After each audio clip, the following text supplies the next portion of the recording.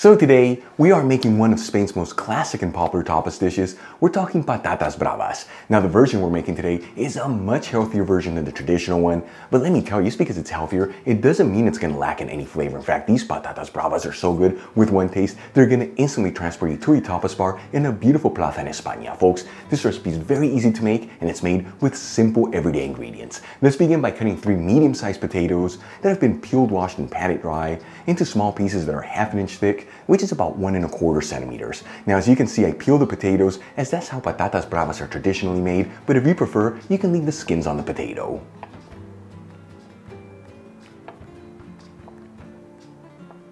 And as you're cutting your potatoes, transfer them into a large bowl.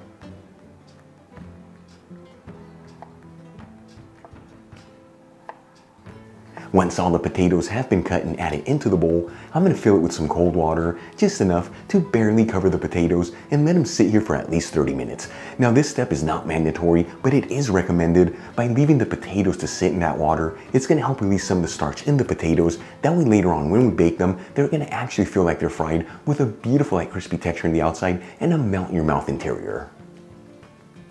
After at least 30 minutes, I'm going to drain the potatoes into a colander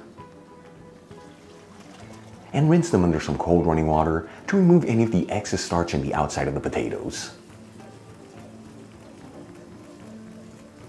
Then we'll shake off any of the excess water and transfer the potatoes into a dishcloth, making sure they're on a single flat layer. And we'll pat the potatoes completely dry.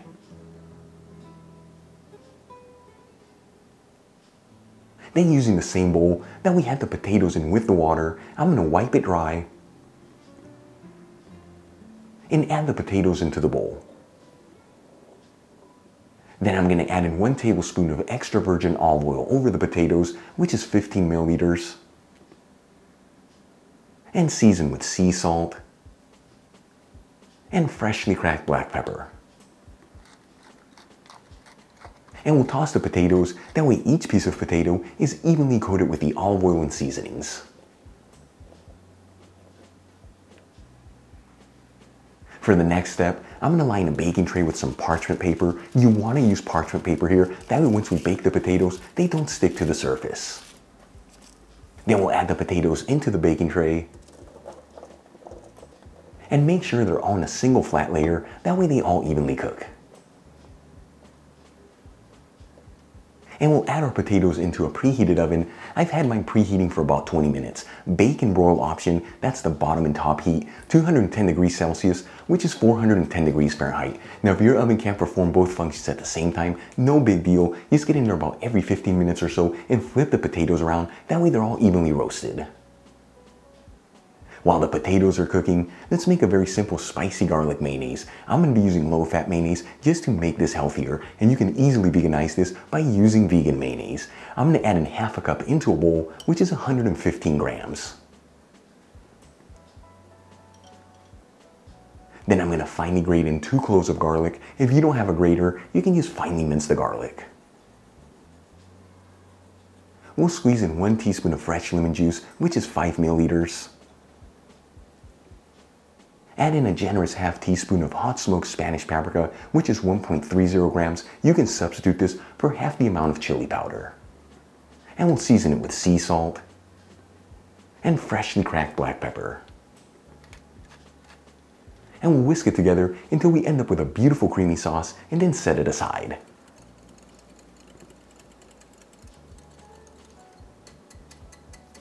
Alright, let's move back to the potatoes. They've been in the oven for about 45 minutes and they should be perfectly cooked with a light crispy texture on the outside and a melt in your mouth texture on the inside. I'm going to remove them from the oven.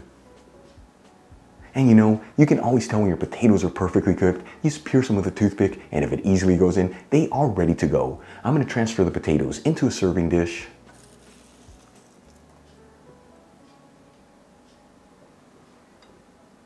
Then we'll add the spicy garlic mayonnaise over the potatoes.